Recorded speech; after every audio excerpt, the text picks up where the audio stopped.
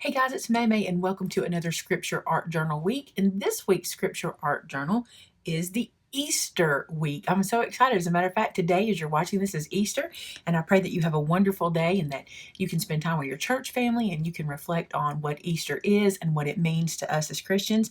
And I'm so glad you're here with me today because I'm going to be reflecting as well through art. Now, this week's scripture, what I've chosen is John 11:25, but I want to encourage you to choose whatever scripture that speaks to you at Easter time. The scripture, the verses of scripture, the section of scripture, the chapters, the book, whatever it is from the word that speaks to you at Easter time. I want you to choose that and, journal it and write about it all week long and just, spend some time thinking about what today means for us. The scripture I'm going to use says, I am the resurrection and the life. He who believeth in me, though he were dead, yet shall he live. That's the one I want to focus on. Now, again, you use the scripture that speaks to you, but that's where I'm focusing. I even took the time this week to put it right here on my page because I really want to focus on that. I'm excited about the scripture art. Maybe. I'm going to try this and we're going to see what happens. I'm going to play with some stuff and see what I can do for this side of the page. And I'm not going to use the scripture reference in my art. I have another thing in mind. So we're just going to get started and see what we can do. And I pray that you guys are having a wonderful Easter, like I said earlier. I want to apologize for any noise you hear in the background. There's some building going on in our building. Some drills are being used, so it's kind of loud. But I didn't want to not film. I wanted to get in here and film while I was feeling inspired to do this project. So I apologize if you hear some noise, but it is what it is. So there we go.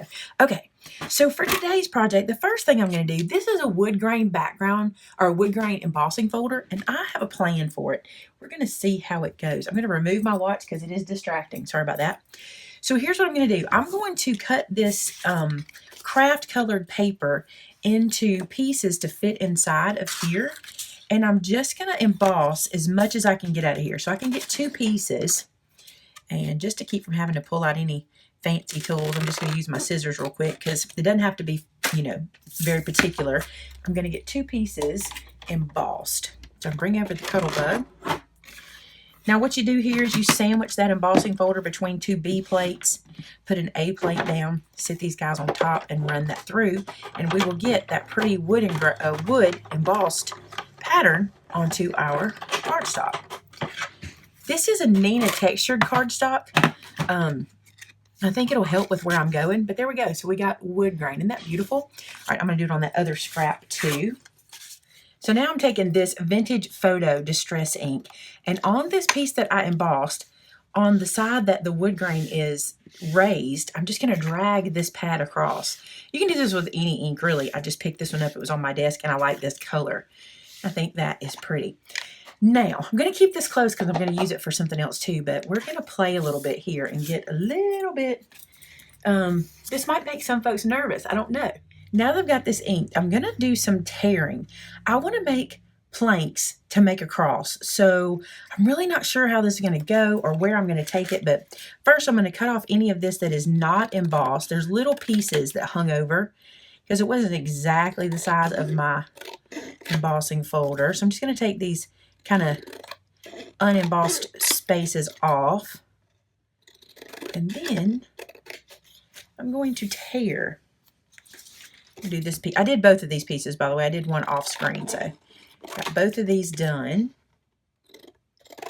I don't know how this is going to turn out, but sometimes you guys like to watch that, so I thought I would just do it.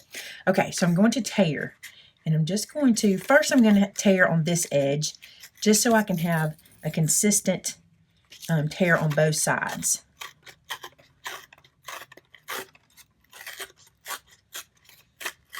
So there's that one.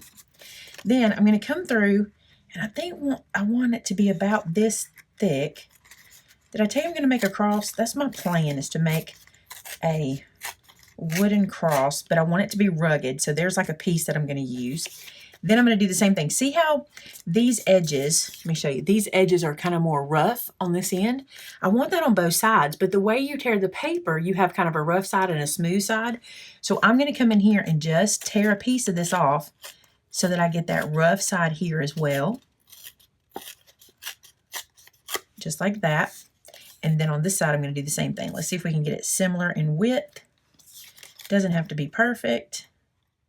Something about here, I think.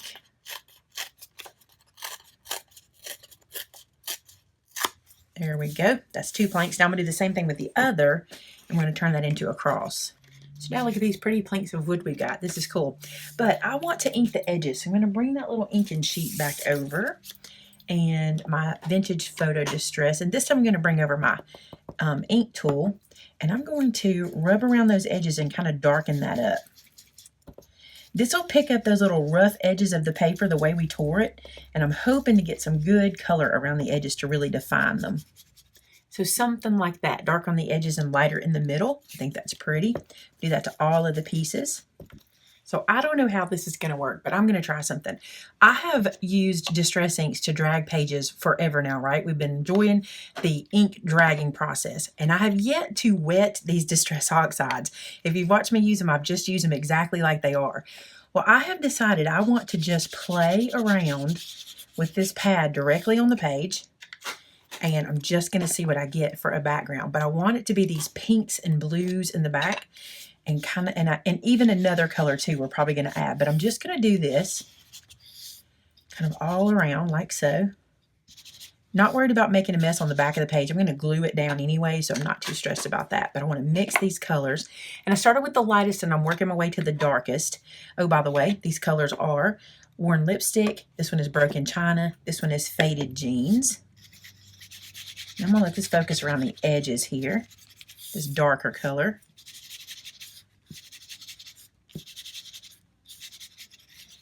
Just like that. And then I'm going to try something we have not tried yet.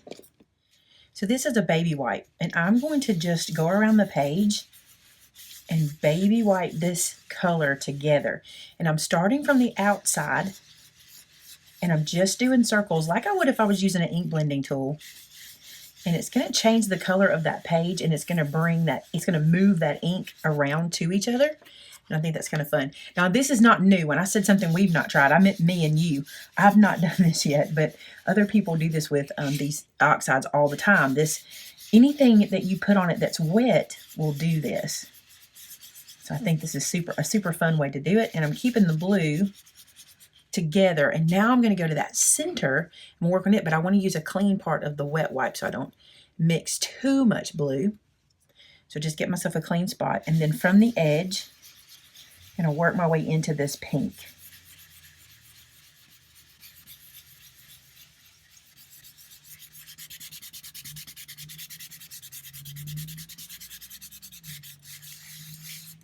So there's the first. It didn't move the pink as much as I thought it would. Now I'm going to go and take from those same oxides. I'm going to take the vintage photo again. This is the oxide version though, not the distress ink. See the difference there? Because I'm going to take the oxide version, and this time I'm going to run it around the edge of the page. I'm taking my inspiration from a plaque that I purchased to go into our restroom here at the office, and it's so pretty the way the background is done. It's something similar to this, and I thought, I think we could do something like that for a Bible journal page.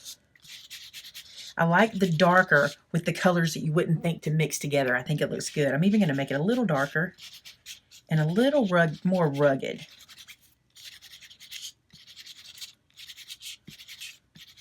Perfect. Okay, close that up. Go back to that wet wipe. Doesn't really matter where I use it now because I'm going to mix the darker in. So I'm just going to come around and grab that dark and just kind of smooth it around. Just breaking it up a bit. That's cool. That's what I was looking for.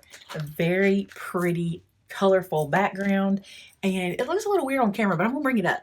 Look how that looks in person. Isn't that beautiful? It's very bright in the middle. Now, I'm going to need to let this dry. I'll probably hit it with my heat tool, but then I'm going to build a cross on top of this, and my wood is too long, but we'll see how we can do this. I'm hoping to be able to do something like this, but I don't want to fill up the whole background. I'm going to bring this cross in, which means I might need to make these smaller, but I wasn't thinking about that when I did it. I thought they would be okay. Here's what I'm going to do first. I'm going to bring these sides in for sure, because they're too long. Something like that. Remember, I told you I was playing, so I wasn't sure. I'm going to do this one in half and see if I don't like that size better. I'm not worried about these scraps. Oh, I do like that size better because I want that pink to show behind it. So I'm going to do the same with this. I'm not worried about the scraps because I know I can use them somewhere else. So I'm going to do this, and I'm going to have to ink these edges again. But I like the smaller cross like this. Yeah, that's pretty. I like that. Let me do one more. And I'm doing it this way. Instead of using these because they're so small, it's harder for me to get that same edge here. So I'm going to do it this way and just ink the edges of these with the paper torn in the right direction. And then I don't want this one as tall. I don't want it to go to the whole page. I do like that edge there. So that's still a little tall. Something like that. Oh, I like that. That looks good. Okay, so we'll move this other way. I'm going to ink these edges that I don't have inked now, and then we'll go back to building it. Matter of fact, I'll move this off so it can dry.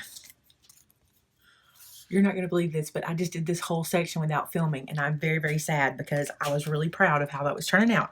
So I'm going to tell you what I did. I don't know how that happened. I must not have pushed record, but I took my pencil and using the lines on the page, I made O with the comma and then how he loves us. I told you I wasn't going to use the scripture reference. I was doing this based on a picture that I have that I really love, and I wanted this to be on the page. And I did the light pencil so I could go back and erase anywhere. It was just to give me a guideline, and you can see I totally didn't use, like that S was almost off. But you can do that when you do this in pencil. You can change it up. But that's what I was going for. And when I did the penciling, what I did was I just traced the letter. Then I went back and just added on these pieces. Like here's a good example. On these pieces to make it look more not like calligraphy, but a little thicker in places. I just used the marker to thicken up some of the lines. This one's missing a little spot there. So that's how I did the lettering. I'm sorry I didn't record it. I don't have any idea what happened, but that's that. Now this is ready to go into our journal. I love this piece. I love how it turned out. I think it looks beautiful. I'm going to glue it straight into my journal.